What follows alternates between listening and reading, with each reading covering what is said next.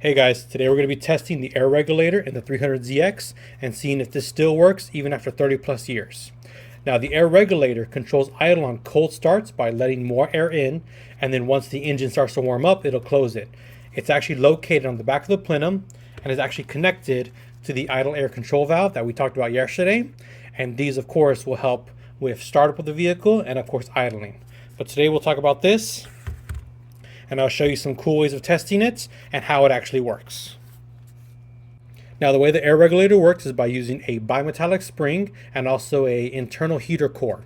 So whenever it's warm, it's closed up, and then of course during colder starts, or of course if it's colder outside, it'll be opened up. And what I mean by that is if you look on the inside of it, you can see a little bit of light shining through.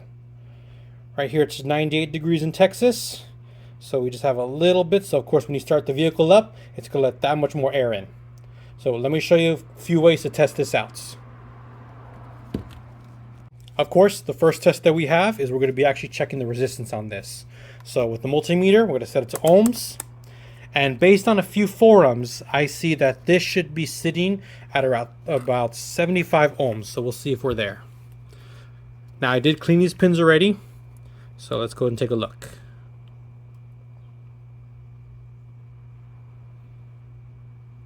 And yeah, it looks like we are at 75.6. So as far as resistance is concerned, we are good to go. Now another way of testing is actually giving this 12 volts. So what we're going to do is we're going to supply 12 volts to it. Now that's going to activate the internal heater core, and that'll slowly start to close that, kind of simulating what operating temperature is going to be like.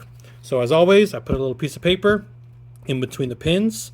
That way we don't short those out in any way. So we're going to connect those.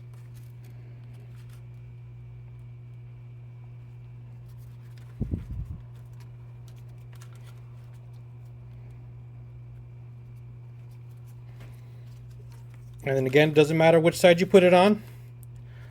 So then what I'm going to do now is get you a flashlight right here. That way you guys can see when it starts to close. And I'm going to start applying 12 volts to it. Now this is going to take a few minutes, so I will let you guys sit here and watch this.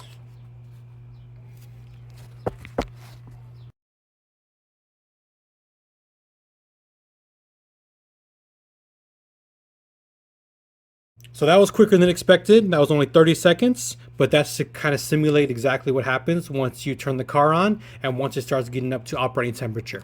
So if you see, if I have the light right here and I shine through it, nothing's coming through. Now, here's another test to be able to see if it's working when it's cold out. So this next test is going to be fairly simple. All I'm going to do is just go to the garage freezer. I'm going to grab the air regulator. I'm just going to pop it right there. And I'll let that sit there. I'll come back in about 30 minutes and see where we're at. We are back from the freezer after 30 minutes. So let's go ahead and take a look to see how it looks. And as you can see, it is now open much wider. If I put a light through it, you can see that it's going to allow more air in. But there you guys go. There's two simple tests, both with checking the resistance as well as also supplying it power and putting it in the fridge to simulate hot and colds. But that's one less part that we have to replace, which is money saved. Thank you guys for watching. If you have any questions, let me know down in the comments.